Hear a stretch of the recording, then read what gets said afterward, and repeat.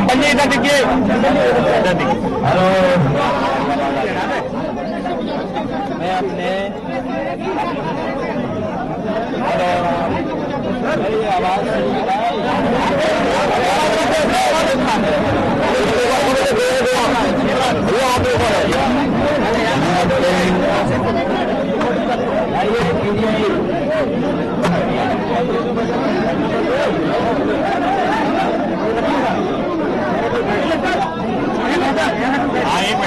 मतदान कैसा चल रहा है? मैं अपने सभी पत्रकार साथियों का धन्यवाद देता हूं कि हमेशा वोटिंग के दिन वोट डालने के बाद आपसे मिलने का मौका मिलता है और कई चुनाव हम लोगों ने गर्मियों में वोट डाले हैं।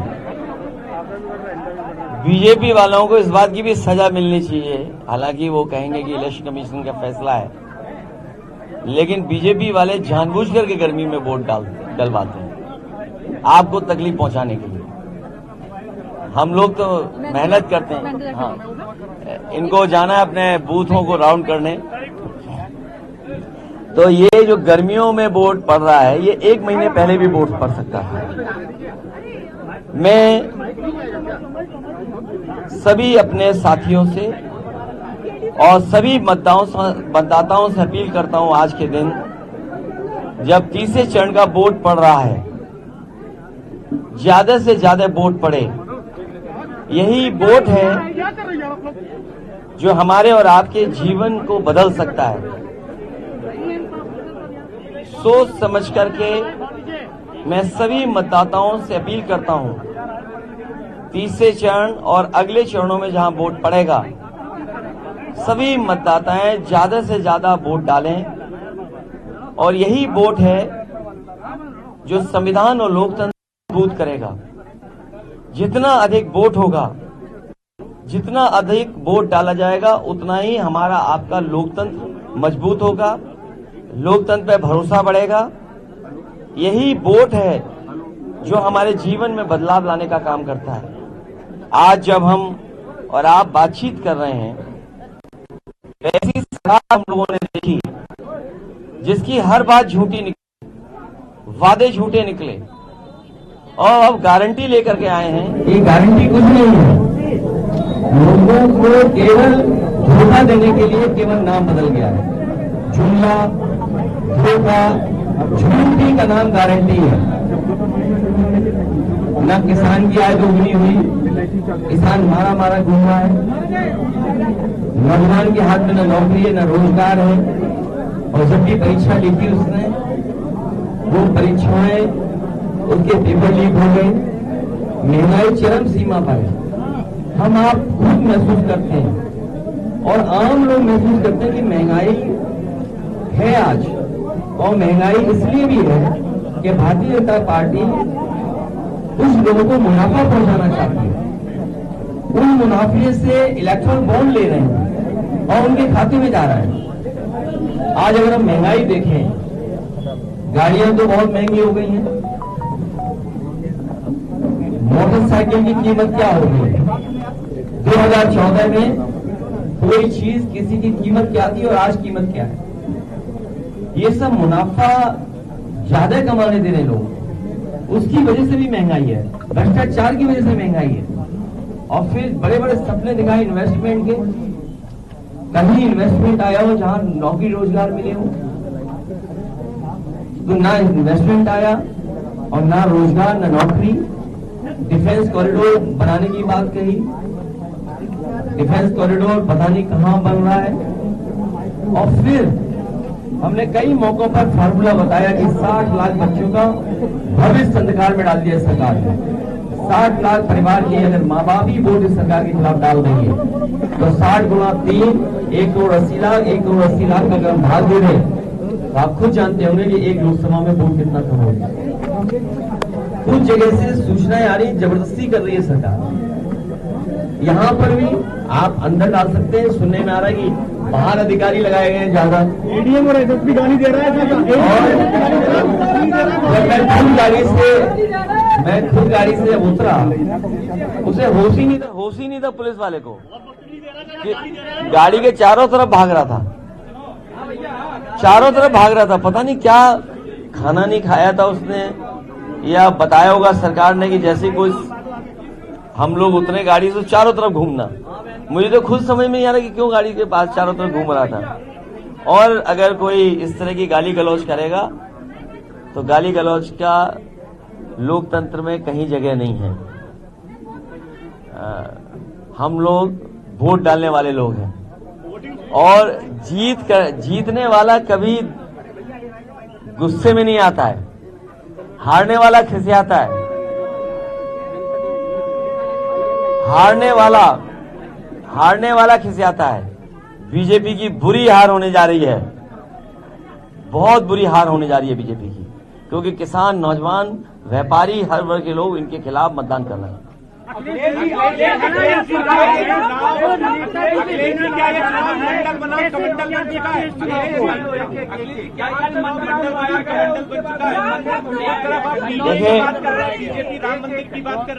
देखिए आप लोग बीजेपी की चतुराई से सावधान रहें, और कभी कभी हमें भी आपकी चतुराई से सावधान रहना पड़ता है।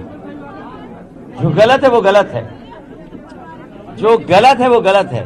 और आपने विजुअल्स देखे हैं, जो गलत है वो गलत है। समाज में जो बात गलत है वो गलत है। ये सब कुछ इसलिए हो रहा है कि लोगों को डिस्ट्रैक्ट कर दें। बीजेपी की चतुराई देखिए ना आप, ये चतुराई वाला काम था जो आप सवाल पूछ रहे हो। लेकिन आप बताइए, डीजल पेट्रोल महंगा हो गया, मुनाफा कौन कमा रहा है? आपकी जरूरत की चीज महंगी हो गई, मुनाफा कौन कमा रहा है? खाद की बोरी से 5 किलो फिर 5 किलो, कौन मुनाफा कमा रहा है? और किसान का गेहूं सरकार कहीं खरीद नहीं रही, और बाजार में रेट अच्छा मिल रहा है। सरकार क्यों रेट नहीं दे पा रही है? सरकार को जिम्मेदारी लेनी चाहिए, गेहूं की रेट अच्छी दे, सरसों के तेल की रेट अच्छी दे। क्या एमएसपी पे सरसों की खरीद हो रही है?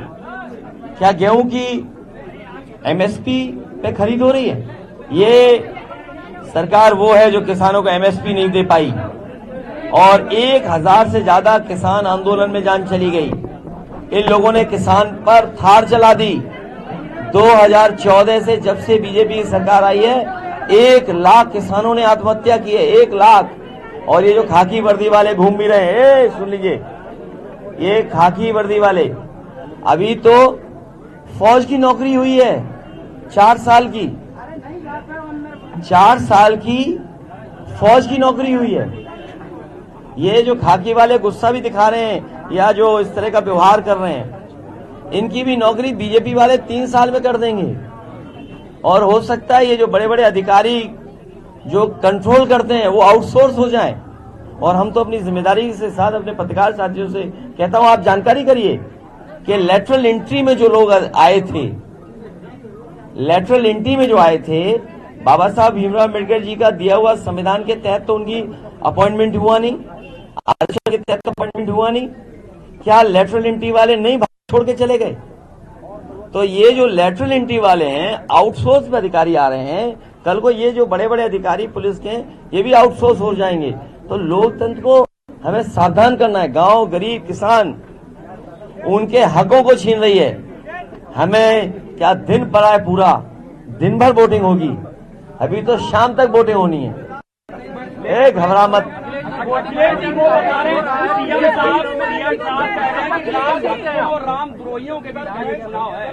ये संविधान मंथन होने जा रहा है। एक तरफ जो यहां दिखाई दे रहे हैं सब लोग, आप भी लोग संविधान रक्षक हो, और दूसरी तरफ वो लोग हैं जो संविधान के भक्षक हैं। समुद्र मंथन की तरह संविधान मंथन होने जा रहा है। संविधान की रक्षा, संविधान को बचाने वाले लोग, संविधान के रास्ते पे चलने वाले लोग, और मनमर्जी वाले लोग नहीं हैं। यहां संविधान की बात करने वाले लोग हैं, मनमर्जी बात करने वाले नहीं है यहां पर। और फिर सत्ता में खींचतान चल रही है। सत्ता में बीजेपी के अपने अंदर खींचतान चल रही है कि सत्ता किसके हाथ में हो। ये बात किसको नहीं समझ में आ रही है? ये जो आत्मतुष्टीकरण के लिए जो बयान देते हैं, ये बयान किसी और के लिए नहीं दे रहे हैं, आत्मतुष्टीकरण के लिए बयान दे रहे हैं लोग। और ये चतुराई से हिसाब किताब करते हैं, चतुराई से बातें करते हैं। ये जो स्लो पैटर्न है वोटिंग का, ये स्लो पैटर्न तो इसलिए है कि अधिकारी ऐसे लगाए गए हैं कि वोट न डालें। ये जो अधिकारी हैं, कई अधिकारी आप जनता से पूछ लीजिए उनका व्यवहार कैसा है, गाली गलौज कर रहे हैं, बताइए। और मैं यहाँ की भाषा में बोलता हूँ, जब मैं गाड़ी से उतर रहा था तो भैरिया के भाग रहा था इधर उधर। यहाँ की भाषा में आप खुद देखिए, अगर विजुअल देखे हो तो जब मैं वोट डालने आया हूँ तो भैरिया के घूम रहा था गाड़ी की चारों तरफ, भैरिया के। तो ये बताओ तुम भैरिया क्यों रहे हो भाई, हारी तो रहे हो। अच्छा, उनसे ज्यादा झूठ, अरे ये जो बात कह रहे हैं, बातें झूठी, झूठे वादे किसके हैं बता दो आप। ये बात ना आपको हमसे पूछनी है, आप केवल ये पूछिए, आप ही पूछ लो कि बातें झूठी, वादे झूठे किसके हैं। अखिलेश जी, अलायंस में आपके पार्टनर केजरीवाल जी हैं, केजरीवाल जी के खिलाफ एनआईए जांच की बात कही जा रही है। देखिए, अभी पुलिस आपके हाथ में दे दें तो आप जिसकी चाहे उसकी जांच करा सकते हैं। मैनपुरी में कई पोलिंग ऐसी है जहाँ एजेंट नहीं बने, आपके एजेंट बनाने के लिए दिक्कत नहीं, वो बाकायदा आप सोचिए, उनके नेता गाली गलौज कर रहे थे। मैं नहीं कह सकता, ये पूरे देश के चैनल हैं। आपको तो ये सवाल पूछना चाहिए था कि गाली गलौज करने वालों के खिलाफ कार्रवाई क्यों नहीं हो रही है। बताओ, गाली गलौज के खिलाफ, जो गाली गलौज कर रहे हैं उनके खिलाफ कार्रवाई नहीं हो रही। बताओ कैसा लोकतंत्र आ गया। इसीलिए मैंने कहा, और सब लोग कह रहे हैं, मैं अपनी जनता से भी कहता हूं आपके माध्यम से, बीजेपी की सरकार आएगी तो ये लोकतंत्र और ये संविधान बाबा साहब भीमराव अम्बेडकर जी दिया हुआ खत्म हो जाएगा। यही तो लक्षण है। आपकी कौन सुनने वाला है? कोई सुनने वाला नहीं। ये संविधान और संविधान खत्म कर देंगे। ये संविधान बचाने का चुनाव है। बीजेपी जाएगी तो संविधान बचेगा, बीजेपी जाएगी तो हमारा लोकतंत्र बचेगा, बीजेपी जाएगी तो नौकरी मिलेगी, बीजेपी जाएगी तो खुशियों के दिन आएंगे, बीजेपी जाएगी तो महंगाई कम होगी।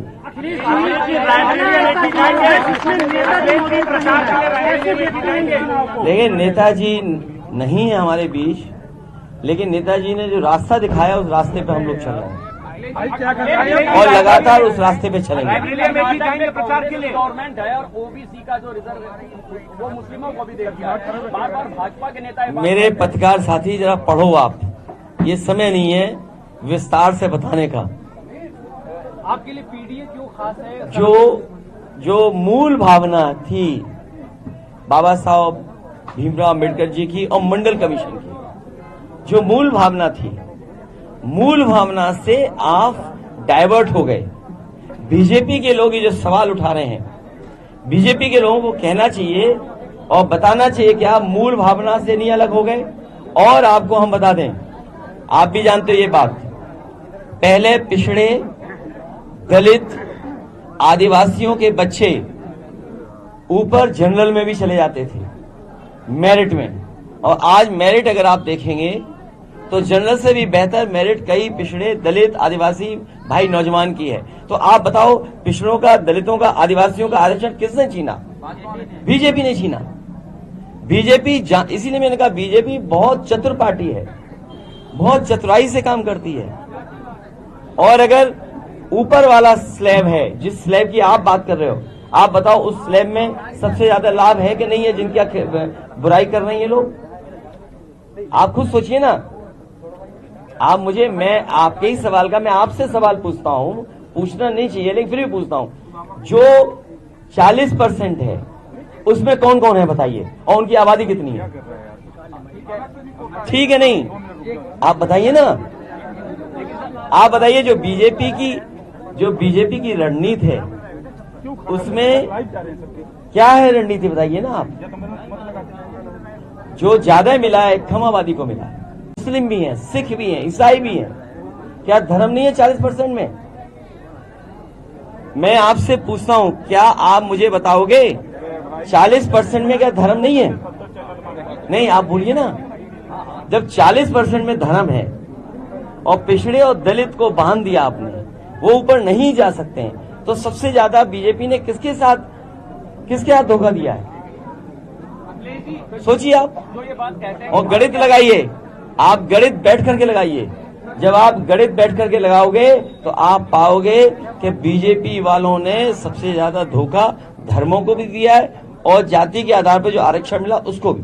अखिलेश जी रायबरेली अमेठी जाएंगे प्रचार के लिए? वो जब समय आएगा, जैसे जैसे फेस चुनाव आगे बढ़ेगा, हर जगह प्रचार में जाएंगे। अखिलेश जी कल चुनाव है, ये काशी कनेक्शन बता रहे, कह रहे काशी मेरी माँ हैं? काशी को अपनी माँ बता रहे तीसरे चरण के चुनाव में पीएम। देखिए, अब देखिए ऐसा है, देखिए कोई मैं टिप्पणी कर दूंगा तो बात बहुत आगे तक चली जाएगी, बहुत आगे तक चली जाती है। देखिए एक मिनट, कहने को हमारी धरती माँ है, कहने को धरती माँ है, गंगा माँ है, यमुना माँ है, नदियां सभी माँ हैं, तो इसमें कौन सी नई बात है? हमारी आपकी सबकी माँ है, धरती जो है हमारी आपकी सबकी माँ है। लेकिन उन्हें जवाब देना चाहिए जो क्यूटो और माँ गंगा को साफ करना चाहते थे। सर बसपा के प्रत्याशी कौन सर आप गाजीपुर बीजेपी। जाएंगे? जैसे जैसे फेस आगे चुनाव रहेगा, सभी समाजवादी पार्टी के प्रत्याशियों के लिए वोट मांगेंगे। और क्या बीजेपी सबके लिए वोट नहीं मांग रही? आपको सवाल ये पूछना चाहिए, गाड़ी है कि मोटरसाइकिल आप पे? आप बताओ। नहीं, जस्ट फॉर इंफॉर्मेशन, उसे बुरा मत मानना। आप बताइए, आप पे गाड़ी है कि मोटरसाइकिल है? गाड़ी है, तो आप खुद पता करना। जो मोटरसाइकिल, ये सब नौजवान जानते होंगे, 60,000 रुपए में आती थी। अरे रुक जाओ, अभी रुक जाओ। जो मोटरसाइकिल 40,000 50,000 में आती थी, अब कितने में आती बताओ? एक समय था इस देश में, याद कीजिए आप, और मैं आपको याद दिला रहा हूं कि जब बंगाल से एक प्लांट हटा था और गुजरात में चला गया था, उस समय क्या क्या बातें कहेंगी थी कि वो मोटर गाड़ी कितने रुपए की बिकेगी। और आप पता कर लो, जितनी भी गाड़ियां आप खरीद रहे हो 4 व्हीलर, 2014 के बाद क्या उन मोटरसाइकिलों की कीमत दोगुनी हो गई कि नहीं हो गई? ये जो वीवो है, वीवो, ये ओप्पो और ये सैमसंग, इन तीनों को जमीन नोएडा में किसी ने दी थी? समाजवादियों ने। आज बताओ, जब ये वीवो आया था, सैमसंग, ओप्पो, आज कीमत कितनी है बताइए आप? पहले कितने का था, आज कितने का है? डीजल पेट्रोल पहले क्या था, आज क्या है? और आप तो खुद जानते होगे आपके कैमरों की रेट कितनी होगी बताओ? बोलो ना आप। ये जो कैमरे हैं आपके बहुत सस्ते आते थे। अब बताओ, पहले अच्छा 2014 में कितने का आता था बताओ आप, जब आपने शुरू किया होगा? बताइए, जब आपने शुरू किया था तो आपका 1,90,000 का आता था अच्छा कैमरा, जिससे आप काम कर सकते होते थे। आज बताओ कितने का आ रहा है? तो ये बताइए, मुनाफा किसके हाथ में जा रहा है? सोचिए आप। इसलिए जनता नाराज है और जनता महंगाई के खिलाफ, बेरोजगारी के खिलाफ वोट डालने जा रही है। और मैं आपसे कह रहा हूं, जो मुख्यमंत्री जी के लिए गाड़ी ली गई थी उस जमाने में 4 या 5 करोड़ की रही होगी। आज पता करो बाजार में क्या कीमत है उसकी। आप बताओ ना, आप सोचिए, आप हिसाब लगाना। और हैं ये आप तो हिसाब लगाना, लगाओ हिसाब जरा। पहले कितने की थी गाड़ी? आपकी खुद की गाड़ियां कितने की थी? दुगनी होगी कि नहीं होगी? वो छोड़ो, टायर बदलवाते होगे, बताओ टायर कितने का हो गया? साइकिल की होगी बताओ आप, साइकिल कितने की है? मुझे याद है कि बहुत सारे यहाँ ठेलों पर, बहुत सारे यहाँ ठेले पे 1 रुपए में चाय मिलती थी। 1 रुपए में चाय मिलती थी। आज बताओ चाय कितने रुपए की है? अब वो जो पार्ले का बिस्किट इतना बड़ा मिलता था, नहीं, कितने का हो गया बताओ? अब इतना हो गया, और जब बीजेपी सरकार आ गई तो इतना रह जाएगा। अच्छा, और साइज, बहुत सी टूथपेस्ट, दवाइयां, साबुन, बताओ, आप बताइए साइज छोटा कर दिया कि नहीं कर दिया? साइज छोटा हो गया कि नहीं हो गया? अरे भाई कहाँ रह रहे हो आप लोग? भाई आप लोग की मदद करो हमारी। इटावा में सर प्रधानमंत्री जी कहते हैं कि इटावा और प्रदेश की पहचान वाली कट्टा फैक्ट्री किससे थी? कट्टा फैक्ट्री। उन्हें चंबल आगे घूमना चाहिए, देखो शेर दहाड़ रहे हैं वहां पे, और तुम तो इटावा ही के लग रहे हो। इटाए के हो कि इटावा के हो? इटाए के हो, इटाए के हो। अखिलेश जी, आप और राहुल जी की केमिस्ट्री कब देखने को मिलेगी? अरे तुम फिजिक्स देखोगे केमिस्ट्री देखोगे? बहुत जल्दी देखोगे। योगी आदित्यनाथ बोल रहे हैं 25 वर्षों का विजन है हमारे पास, और इनके पास कुछ नहीं। ए भगवान, आप, अरे एक मिनट, हमारी ये जो पत्रकार साथी हैं कह रहे हैं कि मुख्यमंत्री जी का विजन 25 साल का है। कितने लोग सहमत हैं इससे? अच्छा, और आप विजन कहीं और देखने मत जाना, आप कहीं बाहर की हो। ये जो प्राइमरी स्कूल बना है, एक मिनट, ये जो प्राइमरी स्कूल बना है, ये जहां पर हम वोट डाल के आए हैं, ये सरकार के लिए मानक बनाए थे कि इसी तरह के अब प्राइमरी स्कूल बनने चाहिए हर जगह। क्योंकि जो हमारे प्राइमरी स्कूल है बने हुए, कहीं 2 कमरे, कहीं 1 कमरा, और फिर कहीं अलग अलग जगह बनाए, जिससे कि बच्चों को इधर उधर जाना पड़ता है। एक जगह बैठ करके टीचर्स, स्टूडेंट्स और उनको स्पोर्ट्स या जो और चीजों की सुविधाएं वो देनी चाहिए। ये विजन समाजवादियों का है। और जो आप जिन मुख्यमंत्री की बात कर रहे हो, उनका विजन है जो नई भर्ती सड़क पे